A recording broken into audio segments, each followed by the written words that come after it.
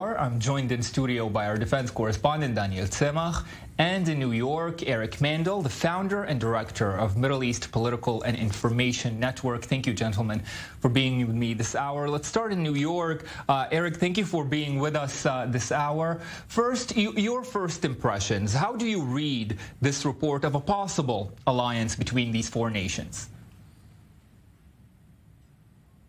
That we know that Israel, behind the scenes, even before the Abraham Accords and with normalization, Israel was working with its now new Gulf partners, both on security, intelligence, defense, because they want to stop the threat of the Iranians, which to both the Israelis and to the Gulf states, especially Saudi Arabia, the home of Mecca or Medina, is an existential threat to them, and they have hegemonic ambitions.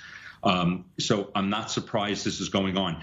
The Israelis would not have made a normalization agreement through the Abraham Accords with Bahrain and the UAE if the Saudis hadn't given their approval. The Saudis have other things why they couldn't come out in public yet.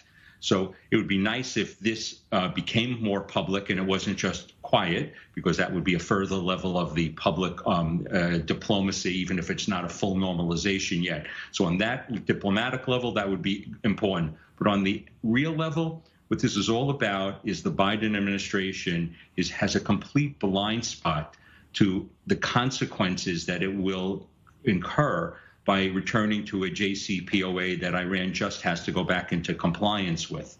That increases the chance of a regional war. It increases the chance of nuclear weapons spreading, that the Saudis, the Jordanians, the Egyptians, everybody is going to want nuclear weapons. And to give you an idea why they need to make deals at this point, the best representation will be literally this week, American appeasement began, orchestrating with the South Koreans to release cash to the Iranians that was held by the Trump sanctions. And so the dance is beginning because you have two willing partners, the Iranians and the Americans, who want to go back to this deal, both for their own reasons. And it is, unfortunately, the worst thing for regional security.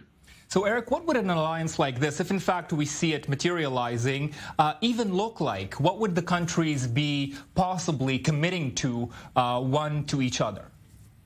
Well, I don't believe Israel is going to have a situation where if the Iranians attack the Saudis, that Israel will come to the Saudi defense. I don't think Israelis want to be putting themselves in harm's way for the Saudis if Israel itself was an attack. So it's going to be obviously a continuation of intelligence. It's probably going to be an advancement of cyber terrorism, maybe working in coordination. And there are probably going to be some agreements where Iran crosses a line that maybe there will be some joint action. Israel maybe have more maneuverability to fly over those countries, over Saudi Arabia, if an attack is ever needed. Those things won't become public, and so people were going to be guessing. But I don't think there's any doubt that, I mean, if we listen to what the IDF Chief of Staff, Kohavi, has said, he said this is an intolerable threat. We listen to people who are very astute, like General Amadror, who says that if going back to this JCPOA is going to bring back, that we're going to have, Israel is going to have to have a military response once they cross whatever the Israeli red line is. And those red lines are not going to be that different between the UAE, Iran, between UAE, Saudi Arabia. The question here is, if it's a non-nuclear event, which it almost certainly would be, if there is another attack like there was on the oil facilities last year in Saudi Arabia that devastated half of the Saudi production, will Israel come to respond and help there? Where are the things that they're going to work? And that's going to be negotiation between them, that nobody commits more than they're willing to bite off and chew. And the Iranians are brilliant at pushing these countries to the edge and then coming back. So the idea that they're talking, no surprise, but there will be some more possibilities where they're going to actually work in some offensive besides defensive actions, or offensive besides cyber. And if that occurs, again, that increases the chance of regional war. And this is all being precipitated by an unwise returning to the JCPOA that if it would not have end of sunset full inspections, all the things we discussed on the show about that they're not planning on bringing back until after a new negotiation. So without a new negotiation, which the Iranians have no incentive to do, it increases the chance for this defense cooperation, increases the chance for a war, and the Biden administration will have nobody to blame but themselves for increasing this. And remember, the Biden administration wants, like all administrations in America, wants to pivot to the Far East. Yes. And they want, and they want to, get away from the Middle East. But the Middle East keeps drawing America back in. And as I speak about American national security interests in Congress, this is an American national security interest to keep this region quiet. And what's going on right now is doing the exact opposite. And on that point, Daniel, we've grown skeptical in recent years of this whole concept of the new Middle East.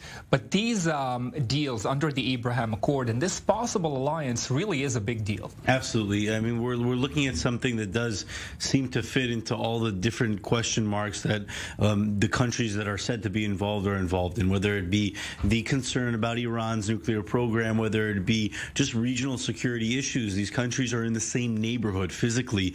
And so in regards to that, it would only make sense that there would be some sort of alliance very akin to what we see in Europe with NATO. Obviously, the U.S. is also a party to that alliance a little bit further away. But in that sense, it would make sense, and it does follow other things that we've seen. We were discussing earlier the fact that Israel is now part of CENTCOM for the U.S. military Central Command and no longer part of the European Command. The Central Command is, of course, composed of Middle Eastern states like the United Arab Emirates, like Saudi Arabia.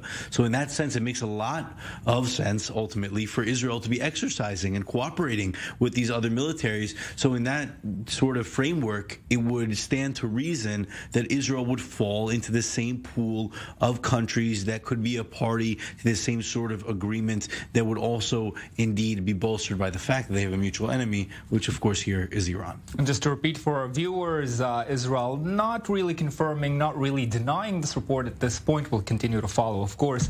Daniel Tzemach and Eric Mandel, thank you very much for joining me this hour for this.